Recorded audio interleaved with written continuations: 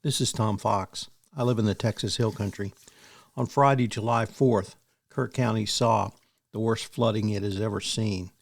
At this point, as I'm recording this podcast, nearly 70 people have been found dead, and there are many, many more people still missing.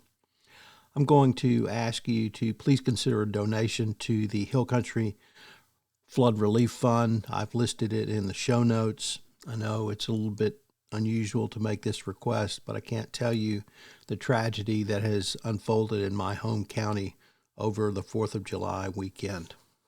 Thank you for your consideration. And now, on to the Daily Compliance News. The Daily Compliance News for July 24, 2025, the In Phone Hell edition.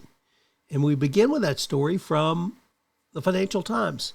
Polita Clark, writing in Works and Career section from the FT, said that newer employees are answering the phone, but not with a hello or a hi or indeed anything. They simply breathe heavily. And this was baffling news to Ms. Clark, but apparently this is how people answer the phone. So it would appear that it's very common, and it has nothing to do with phone anxiety. It's the start of the conversation, and rather than start the conversation, they're afraid they'll be recorded or scammed. So phone etiquette is changing, and phone manners are becoming expensive because companies are having to train employees on how to use the phone. Pretty amazing for someone like me, but you can always hire more old people. Not sure what my daughter would say about that.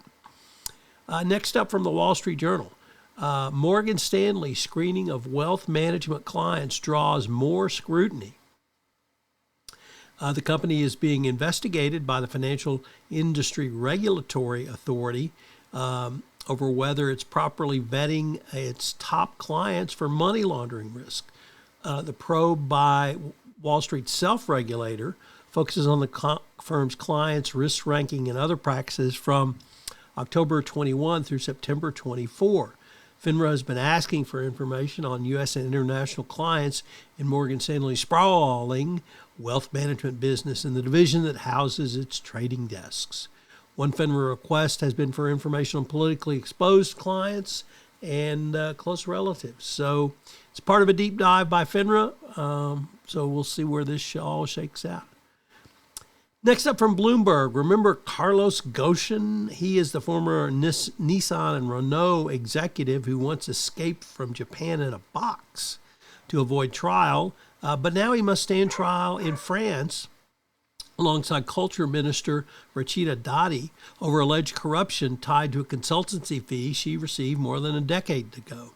The escalation follows a long-running probe into payments she received while serving as a lawyer and a member of the European Parliament. The case is expected to turn on whether she provided any genuine advisory work for the money she received from Renault Nissan. And of course, Ghosn is the one who approved the payment.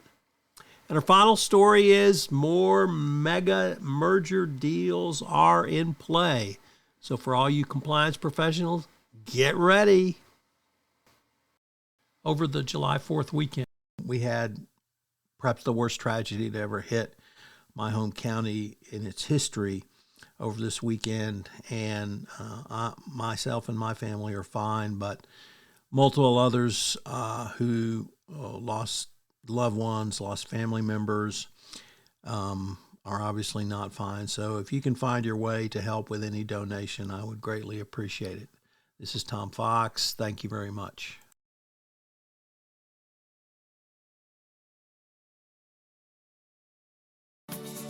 The Daily Compliance News is a production of the Compliance Podcast Network and a proud member of C-Suite Radio. Thanks so much for listening. I hope you'll join me again tomorrow.